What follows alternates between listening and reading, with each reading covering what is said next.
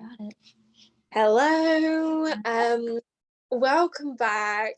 We have literally just been chatting, like, we're not sure how prepared we are, if, we plan to answer some deep questions today. I'm not sure if our questions are all that deep, but we're just gonna fly with it. Like, it just comes to a point where you just have to hit record and go with the flow, because I think these moments are sometimes where all the real juice comes from as well. Exactly, yeah. Just a nice, chill, unplanned chat. I feel like, yeah, it's when you answer stuff the most honestly, and just see what comes up, because it is kind of unplanned. We've both obviously got questions, but we don't know what they are.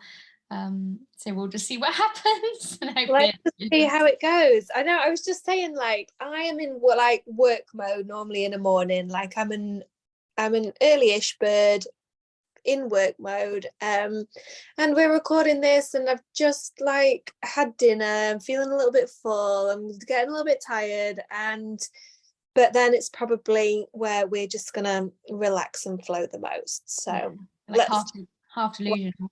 So that'd be fun. Yeah, exactly. Yeah. Well, if it goes wrong, we don't have to record. We don't have to publish, but I feel like these are the ones that we need to publish the most, probably. Yeah. We'll see what happens. Okay. How many questions have you got, by the way? I've actually got 5. Oh, I've got 5. Oh wow. We'll see where it comes. I was like, every time we ask a question, it usually leads on to other stuff anyway. So we'll just see see how it goes. Doing okay. Shall I go first? Yeah, Then go you for go. it. Yeah, go for it. We'll just Okay. go for it. Oh, Okay. Okay, I don't think this is terribly scary, but okay, what did you want to be when you grew up? Okay. Yeah, I think when I was younger, I actually wanted to be like a teacher, mostly, is what I think of most, which is really strange. With kiddies. Pardon? I could see you being good with the kiddies. Yeah, well, yeah, I don't know what kind of teacher I wanted to be. I just remember wanting to teach people. And I think as I got older, I was just like, oh gosh, people are really tough. Mm. But also I must admit, I think the educational system really threw me off, and my biggest fear was thinking I'm not smart enough to teach anyone else. So yeah, Oh. that was yeah. But I think it was teacher, weirdly. I can't think of anything else. I suppose I probably never really knew Can you what imagine what life would be like if you'd have gone that route? I feel like I suppose the teachers that I know, I just think it's a massive stress and like a massive expected work outside of your hours, do everything like that you have to do for no extra money type of environment from what I've seen. yeah. Although there's the rewarding side as well, like the connections with the kids that you make.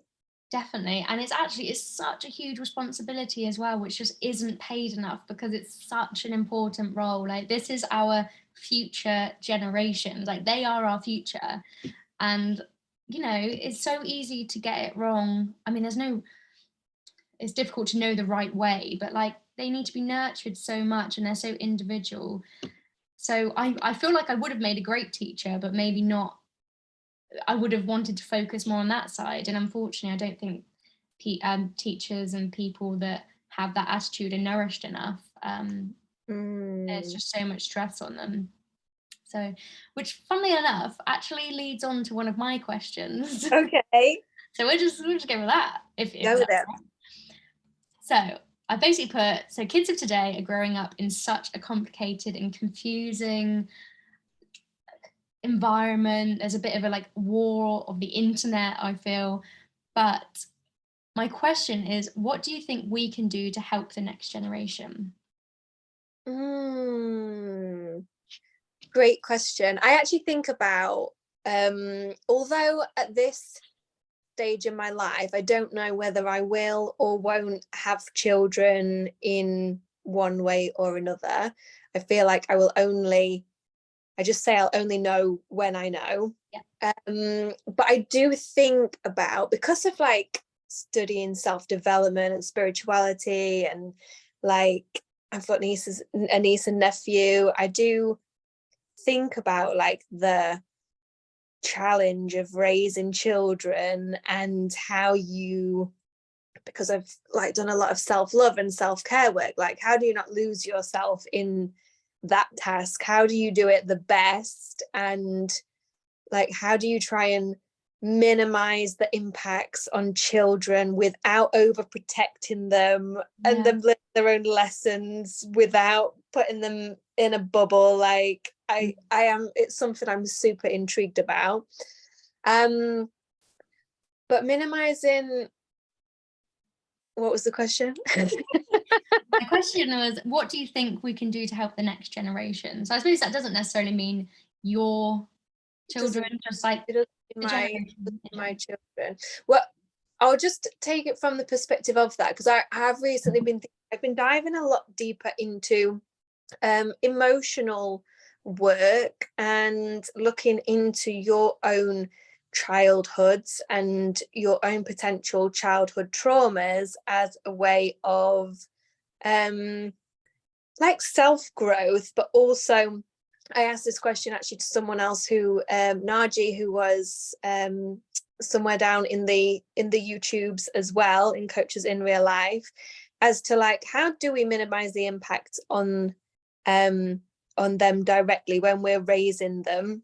This same sort of intrigue that has been going on for me. And he was talking about the fact that as adults, we are like, a lot of us are just emotionally unregulated children still, because we've never dealt with a lot of things. We all use all these different things to numb our feelings: alcohol, drugs, sex, whatever your vice might be. And so one of the things he was saying is like, one of the first best thing that you can do, because you're their direct role model, is to go through that whole journey yourself and learn to express your own emotions. And that's a really tricky one, because I feel like I'm actually trying to dig deeper into my own like anger at the moment, because I realize I don't get angry that often. So I'm like, where is it? Like if I've got all these emotions to express, like where is that one? But yeah, expressing your emotions learning to do that in a healthy way, and learning that it's okay to express the range of emotions, and knowing yourself, how to regulate yourself and deal with your range of emotions, is the biggest like direct impact. And then obviously helping them to have the space and the time, and learning about regulating their emotions has just been a massive one that has been on my mind particularly. Yeah, it's a big subject, and I think the main thing is that there's no like perfect way to do it as well, which is great, because everyone's got the freedom to be individual with how they raise their children, and how they decide their lifestyle to be. But it is obviously really tough. There's so much pressure on like doing it right. It feels like there's loads of ways to do it wrong, I suppose, but not many ways. Like there isn't a perfect way to do it. So that's what you see, right? When you think about it, you're just like, oh, like they're protecting them and sheltering them. I think in that, and you can sort of see things sometimes more from your own childhood or whatever. I suppose in impact it, like if rephrase it to the original question of like impacting future generations, like what we can do now, I feel like this is probably my answer to everything, but just like discovering yourself and who you are and your place and purpose in the world, what you're meant to share. And that's a journey, it's still ongoing. It'll evolve as you grow and get older and wiser and have more experiences of what isn't things that are you, and that that you like to do and you don't like to do. And like sharing your voice wherever wherever you can, to the to the people that are meant to hear that. And I think we can sometimes think that we have to impact the world in this massive way, or we have to do something radical, like be an activist about something, or, you know, do something crazy. But for me, it might grow into something that feels bigger, but it just starts off with like, what can I share with the people around me? What am I passionate about? What can I do more of? What can I spend more time doing? How can I give more? Where can I volunteer? Like the little things just, for me, all add up. And I feel like if everybody got into their own, what they're really passionate about and the ways that they can give, then we'd have people contributing to a whole range of things. You know, when you go in the supermarket sometimes and they give you little tokens, and it's basically like, there's one like to help people, there's one to help animals, and there's one to help the environment. Like, I am totally people. Like, the other things are great, but I know there's people out there who just are a sucker for the animals, and obviously people out there who love the environment, and all of them link into each other as well. But I think if you just follow the things that are your things, like I've always just grown up knowing that I want to help people. I also like to, like, I am a cat person, and like animals in a bit of a way as well, but I thing that I'm exploring at the moment anyway, and if we just keep following that all individually, I think we'd have a great, like, there'll be people who, you know, fit roles to help all the different, like, vulnerable groups in society, all the I suppose people working on the environmental issues. And it's like, you could like get this whole network if we all went onto the journey to find out what we really care about, other than making money from doing a job that we've just grown into, thought we should do, told we should find, you know, stuck in something that isn't necessarily us. Yeah, absolutely. And I definitely have thought about that quite a lot, like that sense of, we've lost that sense of community. And I feel like in a really practical way, almost like your community should be like a little jigsaw puzzle. And again, in a really practical way, it's like how we have mechanics, we have builders, we have electricians. Like, if everyone was doing the same thing, or like doing little bits of everything, we wouldn't be able to help each other. Whereas it's like, okay, right, I've got a mechanic there, I've got an electrician there, like those are their specific fields. And it's like encouraging people to do their thing, like do what they're passionate about, because there is someone who needs that help, and you may not be able to help with everything, but if you just focus on what you're passionate about, you're going to be able to help so many more people in such a bigger impact, rather than being like, oh, I have to do everything all at once. It's like, no, you don't, because it just wouldn't work like that. Like I say, like, community is what we really need more of, and it does work like that little jigsaw puzzle of, that's your piece, and then, you know, we can all help in our own little pieces to make one lovely big puzzle of love and joy and purpose. No, I think you're right. I think it's about everybody's contribution. And what will you make me think of then? Like, just like, for me, it's firstly, like, it's not just only about giving, and it's not just only about you doing something that is just for you. I think it's a little bit of both. Like, your passions are the things that you would be great to share with other people to ignite their passions, and then, you know, just have one big inspirational circle of everybody doing what they love and enjoying the journey along the way. And like, feeling like you're contributing to something bigger is such a, like, it's like that thing, like, there's no selfless good deed, because it feels so good when you're giving and doing that anyway. It might take a little bit to get that out of you to start sharing. And I think you come up against fears, like other people's opinions, and can I really do that, am I good enough, and all of the types of things that we probably talk about quite a lot in coaching as well. But once you can start to share those things, find your voice, or find your art, or find your skill, find your thing, then I think it's best for everyone. Yeah, absolutely. And I like how you said, like, the whole selfless good deed thing and finding your specific thing that you're passionate about. I was thinking about this a lot when it comes to, obviously, I talk a lot about independence and confidence, and the fact that independence doesn't mean doing it on your own all the time. I feel like independence is a lot about being okay, and actually more than okay, with who you are, and realizing that sometimes that means asking for help from other people, like, and that's okay. And like I say, again, going back to that jigsaw puzzle, it's like, I know I have so much to give. My little piece of the puzzle is so important, but it's okay that I'm asking for other people to kind of be around me. Like, it's just not a no man is an island sort of thing.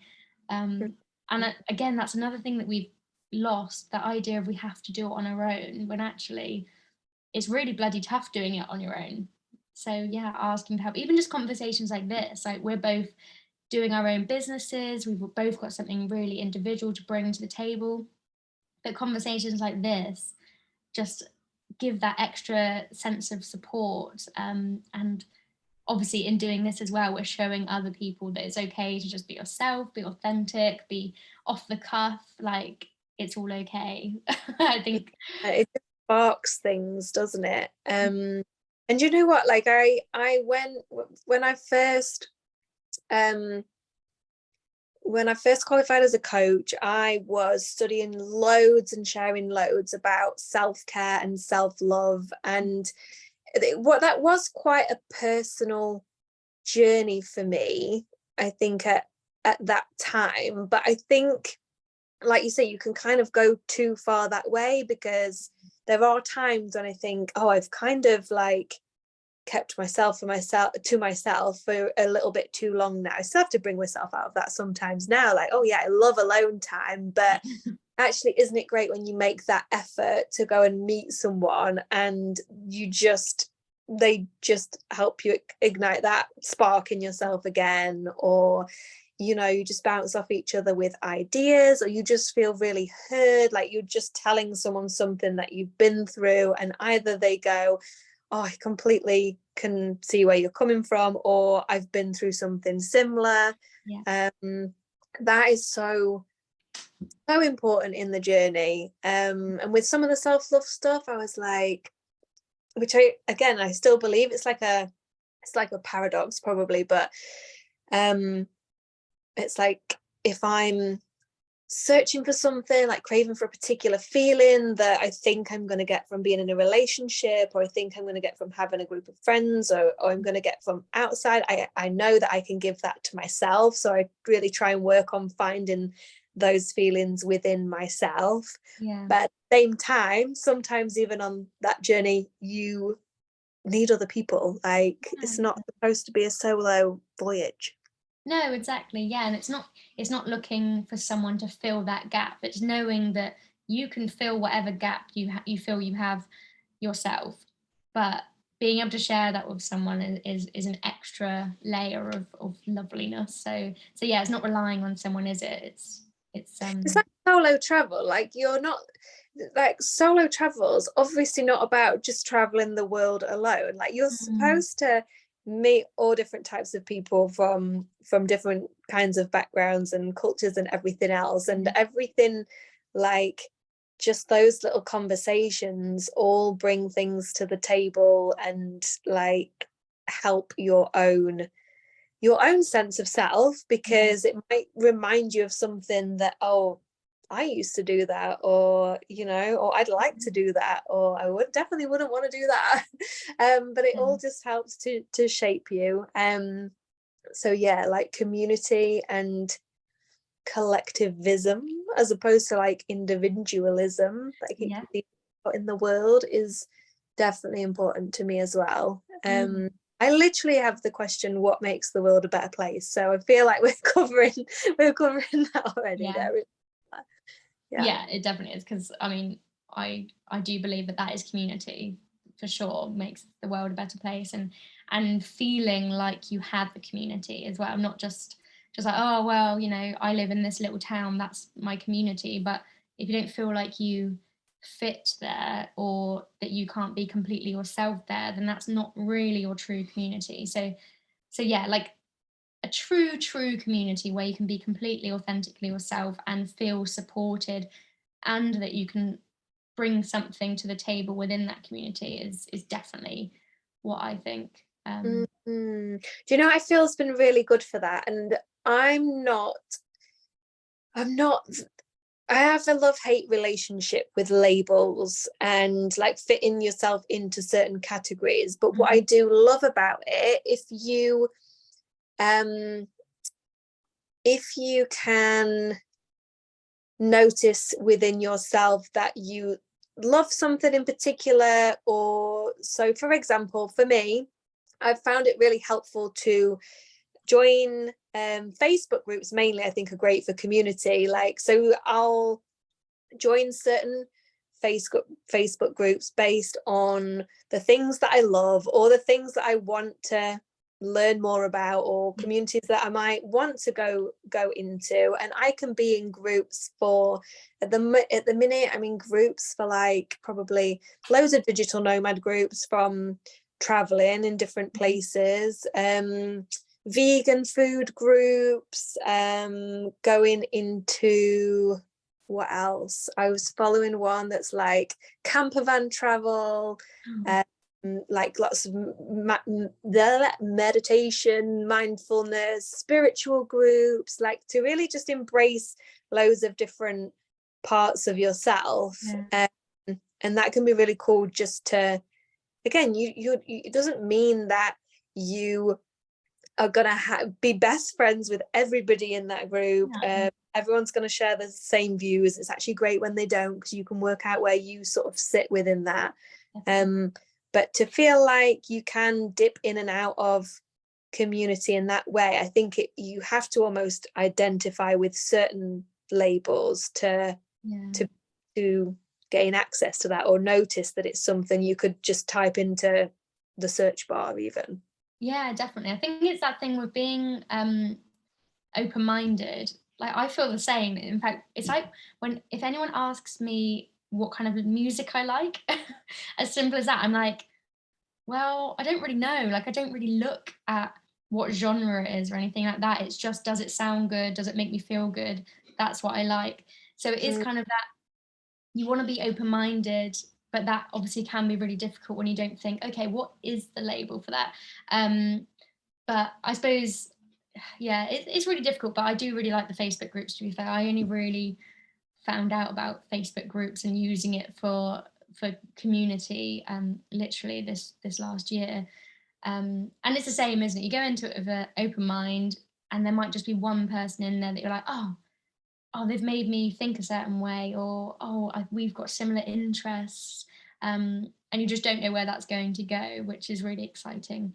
And yeah, I really like the Facebook groups anyway, because it is difficult to find community, especially for me, I'm in a really small town. I imagine in bigger cities it's easier to go to events where you can meet people that have similar interests, but yeah, that online group setting is really helpful, I think. So yeah, 100%. Right, let me get another one. Can you tell us about your most spiritual experience slash like best synchronicities, when everything's just kind of come together in a way that maybe you can't explain, if that brings anything up for you? yeah, okay. Funnily enough, it's actually something that I've spoken before on my Instagram really recently. Yeah, I think that's probably the most yeah. I was trying to think like of past experiences, and I'm like, oh, this is the one that feels most prominent. And it was just like everything aligned. So obviously over the last couple of months, especially, I've been kind of requesting from the universe, I want to make more connections. I want to feel like I belong, like find my tribe. Specifically, I really want to go to networking events in person so I can actually meet people. And yeah, I found that the opportunity to do that just aligned perfectly. And it was even then, once that opportunity had aligned, it was literally last weekend that I went to this networking event. But Mm, yeah, once these opportunities had aligned, so I've been following this person actually on Instagram probably for the last like 6 months. We've spoken on and off.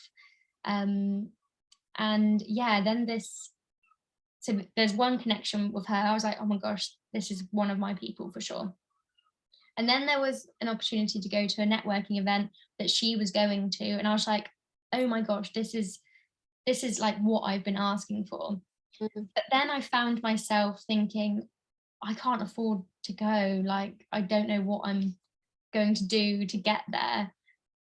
And then I kind of grabbed that thought, which I like to do a lot, and thought, no, this opportunity has lined up perfectly. I've got a free weekend when I usually work at the weekends quite often. It's with someone who I've not met in person, but I've met them online. I feel like I can trust them. I feel like I've got a connection. I am going to this event. In fact, it was in London, and I was in London the next day, and I was like, I can literally just go the night before. Like, this lined up perfectly. Whoa. Yeah, really weird. But then, Just yeah, show money though, right? yeah, exactly. But I was just like, no, I'm going. Like, if I have to go into my savings or I have to borrow the money, I'm going. And then the next day, I actually found that a certain amount of money was going into my account from something like a stagnant account that I hadn't looked at for months was suddenly giving me a payout. And I was like, this is ridiculous. Like, and it was literally enough to cover the whole extra day in London, like the event, the ticket, the accommodation. Like, I was just like, this is ridiculous. Like, it's actually lined up perfectly. And again, I found myself thinking, oh, that money could probably go on like practical stuff. Like, maybe I should save it for when I'm next in a bit of a sticky situation, which I'm a stickler for. I've always had that mentality. And again, I kind of caught that. I was like, no, the universe has literally lined this up for me. Like, stop. This is something that you've literally been calling out for, and you've been given this opportunity. Like, go to the event. That is what that money has been put in front of you for. So I mean, it doesn't sound very spiritual, I suppose, but it was like this real like sense of, no, I've been making all of these choices the last few years, yeah, probably the last couple of years, I suppose, that have seemed like small steps, but they've built up to this kind of knowing of, this is what my intuition is saying I want, so I'm going to ask for it. I deserve it. It's happening. And Yes. yeah, it was just incredible. And I went to the event. I met loads of lovely people, and I met several other women that I felt like um had a similar mindset to me, which I'm sure you may have felt before, can be really difficult to find. Like, being able to say whatever is on your mind when you've got maybe a very open-minded mindset, or somewhat spiritual or like energetically connected, it can be Mm. really difficult to be like, this is what I think, and not be nervous of what your response is going to be, or internally thinking, I'm not going to say that because I'm going to sound ridiculous to that person. I met several women where I could be like that. I've met, like, obviously, like me and you, I feel like we can say whatever we want. I've met like people one on one, but I don't think I've ever been in a group setting where I feel like I can say whatever I want. And it was just fantastic. And it was what I have been praying for. Like, I mean, I don't pray, but I pray in my own way. But yeah, I've literally been asking for this, and it was just, yeah, it's definitely something that has stuck in my mind. And whenever I'm feeling like I'm doubting myself, or feeling like I can't accomplish certain things, I think, no, I deserve all of that and it is coming my way and I know it is, like I trust that it is. So yeah, that's been quite.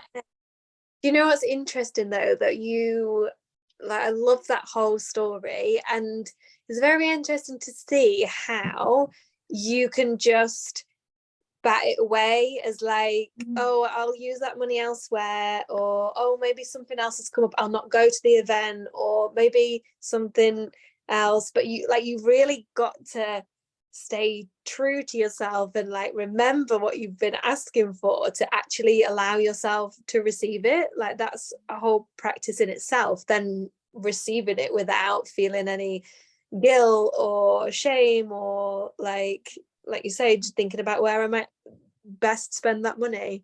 Yeah, exactly. And it's funny as well because I've listened to a lot of stuff that talks about vibration, and you know, you've got to be at a certain vibration to attract similar things on the same vibration.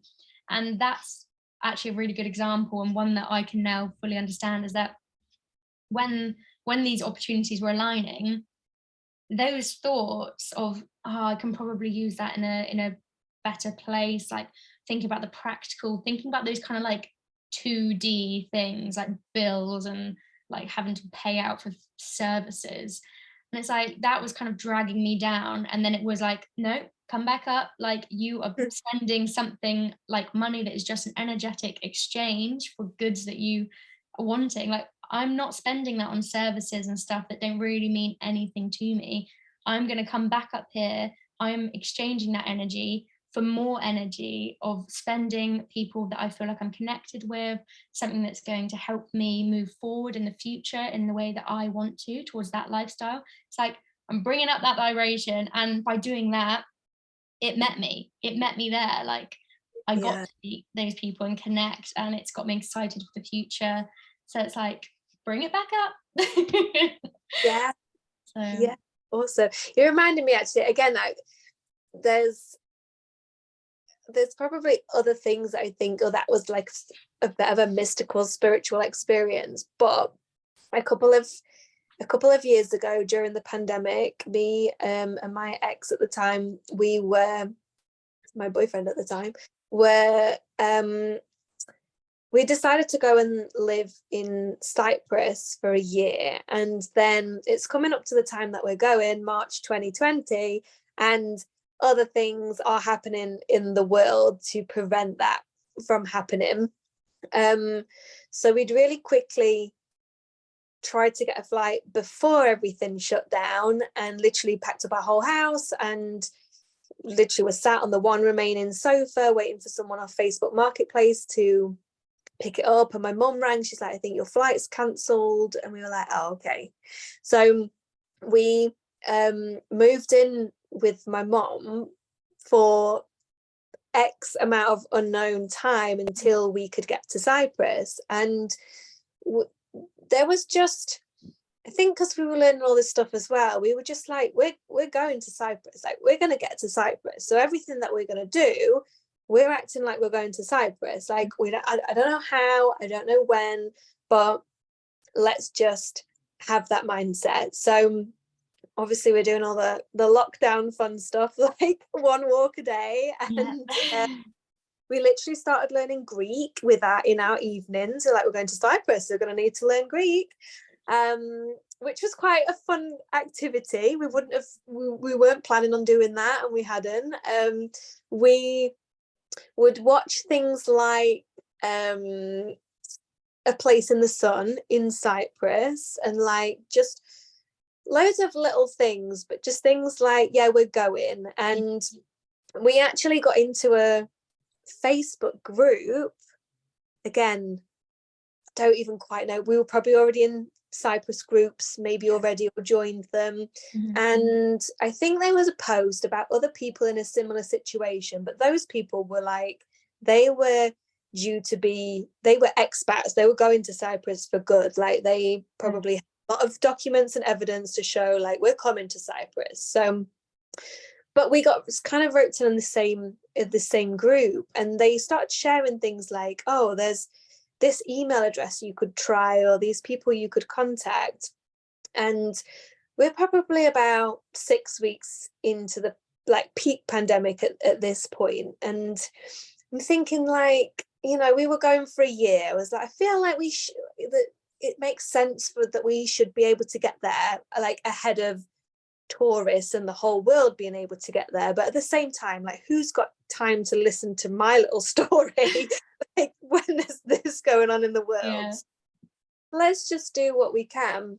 And we just ended up through this group, there's this woman that was like direct messaging us this email address of how you might be able to get a flight, and we managed to get on a flight which should have only really been like repatriation for people from Cyprus going back there, but they knew they knew what we were doing. We didn't we weren't in them or like anything. We told our story that we were going to move over there. And the weirdest thing as well, being in this same group, there was quite a few people that were getting arsy about the fact that they were sending these emails and people are wanting documents from us, and so and so is asking for this, they've asked for so much proof of that we're going to Cyprus. We never got asked for anything.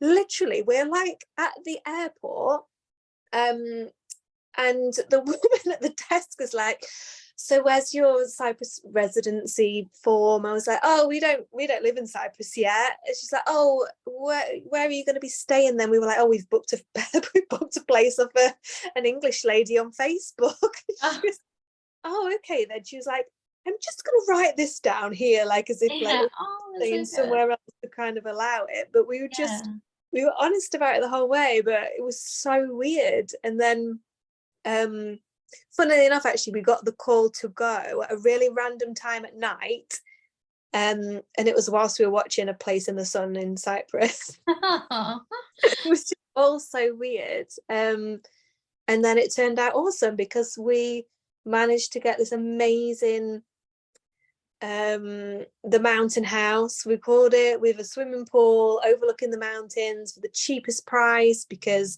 they wanted someone to commit to 12 months and we could pay them so like we could commit to that, and it was better for them to get some money than like try and do it as holiday let. So it's just worked out perfectly. Awesome. And then you try and like work out like how exactly did I do that though, and like and it sometimes doesn't quite work to unpick it in that way, but that belief I think is everything. Like just hanging on to the fact that you can have what you want and you can make it happen if you hold on to the fact, and you act as if it's happening for you. You become the person in the scenario. Exactly, and you see the opportunities. It's like it opens your eyes a little bit wider, like, oh, actually, that's how I can do it, this is how I can do it, because it's already happening in your mind, and you start to see the steps of how that can happen. So whereas if you were just like, no, this is too hard, you wouldn't even be opening your mind to be like, actually, if I did that, it could work out. Like, so it's definitely, mindset is so powerful, for sure. 100%. Right, I'm gonna think about what other question I've got that it would be good. I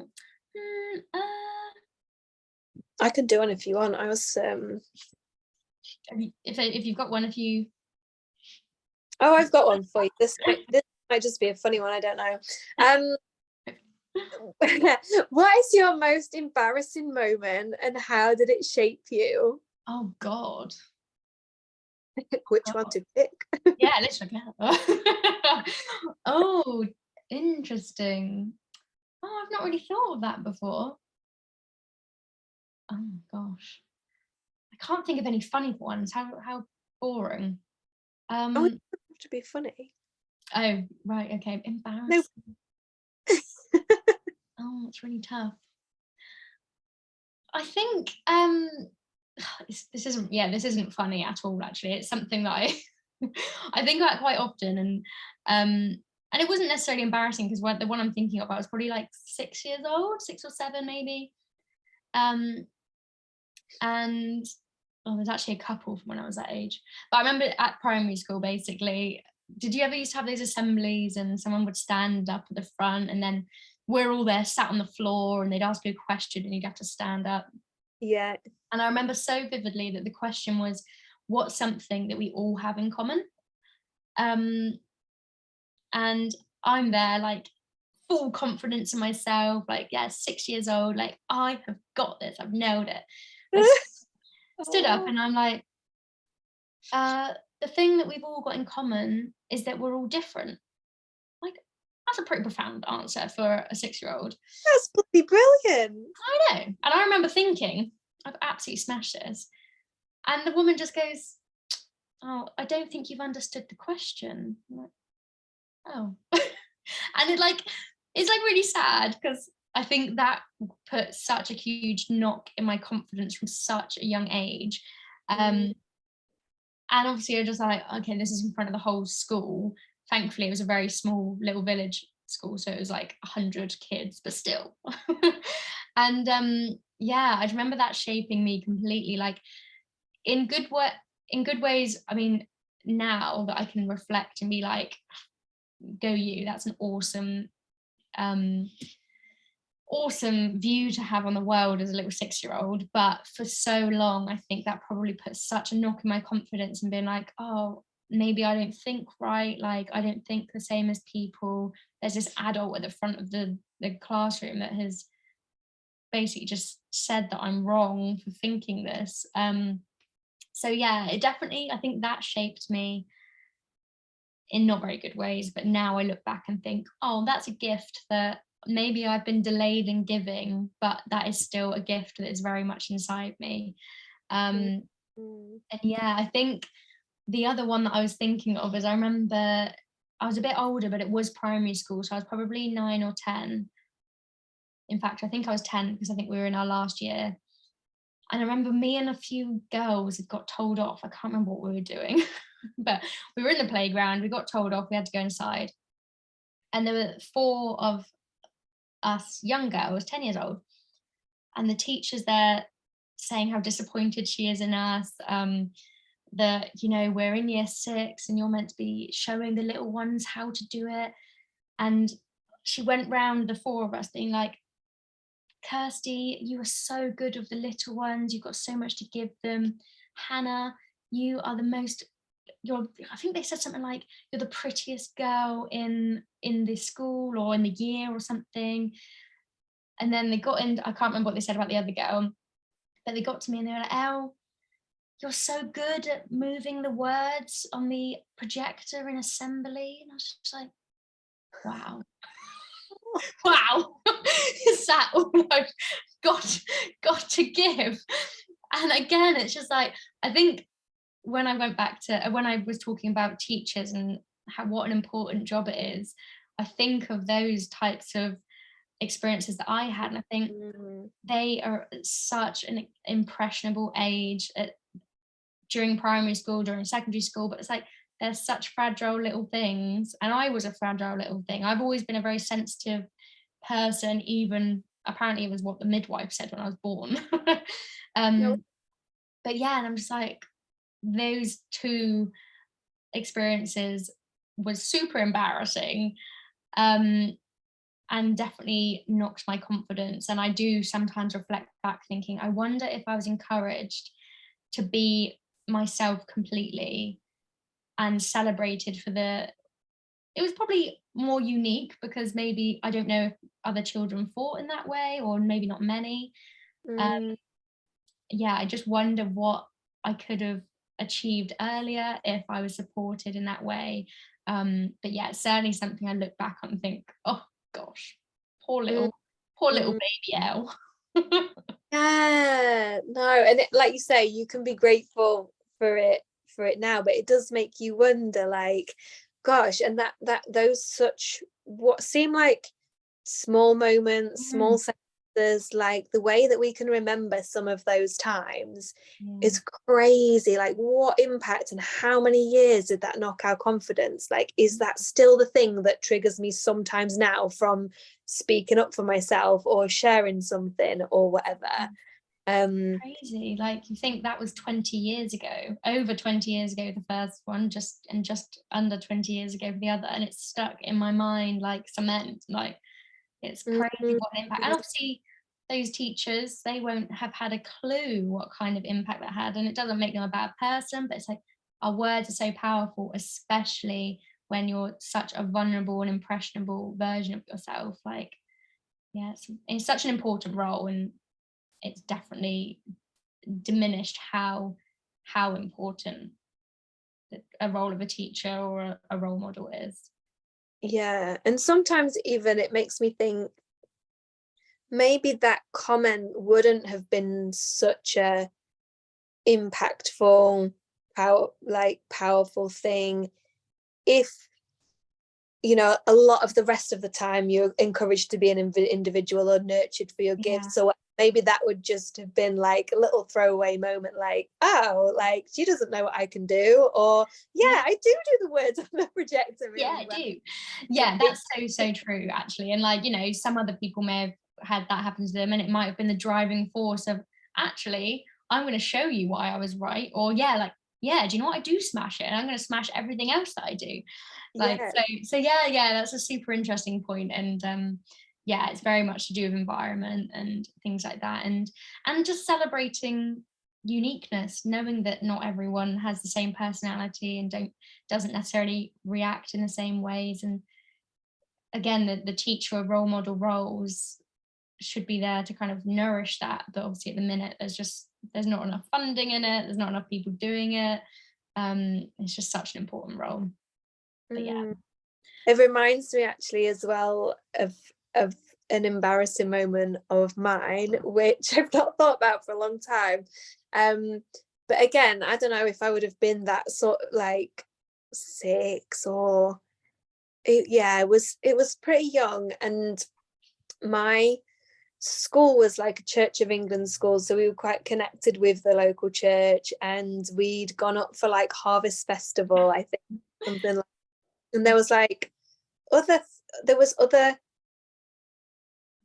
people. Well, I don't know, there was, the school was there and there were other groups of people around, and they were like, oh, can everyone come up and sing, or can whoever come up and sing this song? And I was like, I know it. And I just got up with this group and like I'm singing it, and everyone's like staring. I can't think of what the song was for. It's a proper good, like, I don't know, not, what's the word? Not Kumbaya. It's something. I'm thinking of the one that's like, sing Hosanna, sing. Yeah, I love all those songs. Yeah. Like, I love getting into, used to love all. So I'm singing away, and like I'm looking at the people around me, and they're just looking at me a bit weird. And like I can't remember whether it was maybe just afterwards or so, like halfway through or something like that. Someone was like, "You're not supposed to be here. Like you're not in this group." And it wasn't like, it was like it was like a performance from like the Sunday school group that were up and there. Like I wasn't supposed to And you're be just like, there. I can do it. Oh, I love that. I know this one. I've got this. Oh, so Rock cute. actor, the Come and Praise hymn book. Like I know it. Oh, But yeah, and I was so embarrassed. I was so embarrassed. Like, like, because somebody had said I wasn't supposed to be there, and then you just think about the impact that has on like not belonging in a group, and like the confidence thing, and then my mum, I think one of the adults was like, oh, nice to see you like singing with us, Abbie, do you want to like join the Sunday school? So then my mum like took me to Sunday school the next week or something, and I was just still so embarrassed. I was like, I don't want to go to Sunday school. I don't want to do anything anymore. Just, I'm never going to sing again. But oh, like, so awful, you no. know, those little things, like how big that feels. You could even feel it when you're telling the story, It's right? like, oh. That like retraction, and Oh, how that impacts such a small person. it really does. Oh, Mm. it's, yeah, it would. No, it's so tough.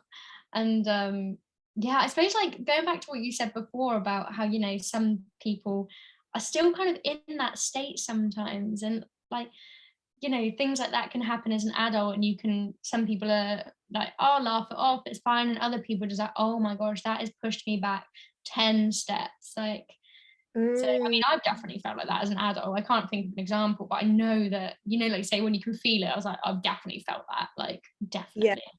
So yeah, it is mad, and it does retract, and you go back to that little child who's just like, oh, can someone just sweep me up and tell me it's going to be okay? Oh, oh gosh, poor little Uzzers. I know, little babies. I love that idea. I've seen this a couple of times on Instagram, but like I think a couple of rules are like, take a photo of yourself as a child, pop it in your mirror, and whenever you feel like you are saying something negative about yourself, look at that photo and say it to them, and you will just obviously look at that in such a more empathetic way and be like, no, they don't deserve that. And I feel like Mm, it's a really cool way to try and do that, and be like, oh, what would you tell your younger self, or how would you protect your younger self, because you do just think of that version of yourself so differently to the version of yourself now. So I feel like yeah, that's quite a powerful tool.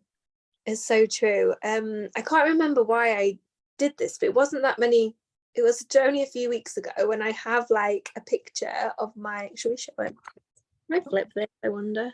Can I flip it? Mm. Can I flip it? Is that Oh, flipped there it? we go. There Yeah. we go. So this is my younger self. I was doing something like inner childy. Oh, I think I was having a session with somebody, and like this is little me Oh.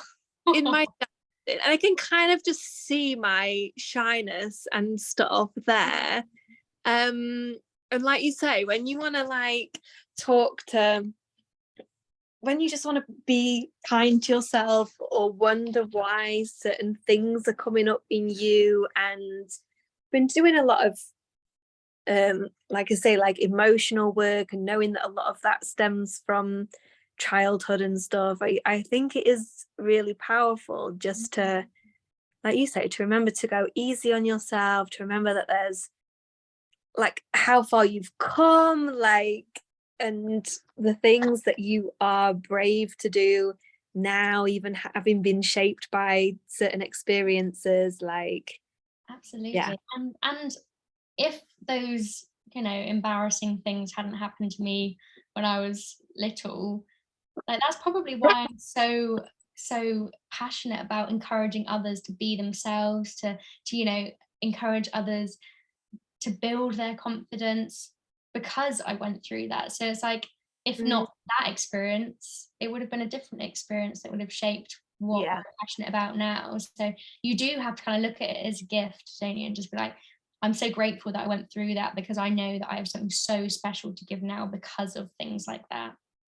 And So that's the thing, like if I lived in a bubble, like if I was protected from every all pain and all hurt, then I'm not getting the full experience of life, and I'm not mm, having the full range of emotions, and therefore I can't use those to my advantage now, and learn more about them, and about myself, and express myself, and maybe get deep as to what my passions are, because I haven't been tested in all the different directions of what feels good and what doesn't. And we can, yeah, we can gain something from everything, I think. definitely. And like, I think going back to having your own children, I'm kind of in a similar stage to you. I don't know if I want them. I must admit there's probably a bit of fear as well, like, would I be able to do it well? Like, but I think the main things, if I were to ever have children, that I would want to try and do is yeah, let them experience things themselves, but like create a safe space for them to come back to reflect. It's like, Mm, and I like that. yeah, not necessarily protect them from bad things, because bad things are always going to happen. I say bad things, I don't really like to think of it like that. You know, challenging experiences are going to happen. We can't protect everyone from that. And actually, if you did protect them from that, I mean, people who have been mollycoddled can be a bit dickish. I don't want dickish children. And it's not doing them any favors either, because they're just going to go through life thinking that they're deserving of everything that they want. So it's character building to go through those challenging experiences, but it does come back to being like, okay, whatever does happen, you have a space with me to talk about it. I don't have to give you advice unless you want it. Like, you can ask me for advice, or I will just be there silently to listen to you. Yeah. That's what I think. I love that one. Yeah, that is it for sure. It's encouraging the communication, like allowing feelings, allowing experiences to be shared without judgment or punishment, and yeah, and still just knowing that you're going to do the best that you can as a parent and not be perfect as well. Exactly. And being a example of that, to know that they don't have to be perfect either.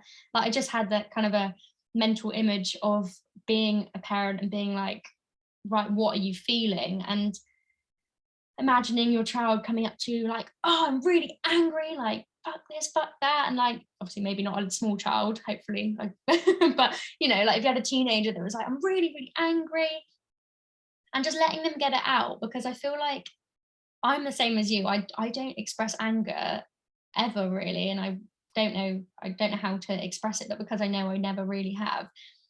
And I know for a fact that when we do express anger in that way, it's so much easier to reflect on it.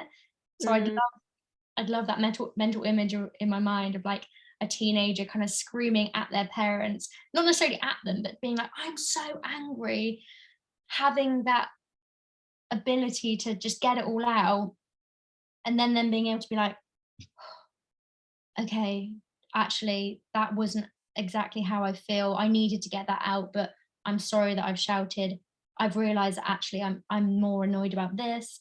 Do you know what I mean? Like, I suppose Yeah. like a therapy session in a way, but like just having that safe space to feel what you need to feel, say what you need to say without consequences, and then again having that safe place to be like, whoa, this just happened. Do you know what I mean? It relates back to the school thing as well. I've got a friend who I've just met her quite recently actually. She has been homeschooling her children for a while and decided that now is the right time to put them into education. And I was asking her, like, the first time I met her, she'd only just started it. So I was like, how's it going? Like, how are they adjusting? And I think it was her daughter, she was saying like, she was like getting quite upset and emotional when she comes home from school. It's a bit of like a decompression thing. It's a lot of change. But she was saying like, wouldn't it be amazing if there was space for her to express that at school?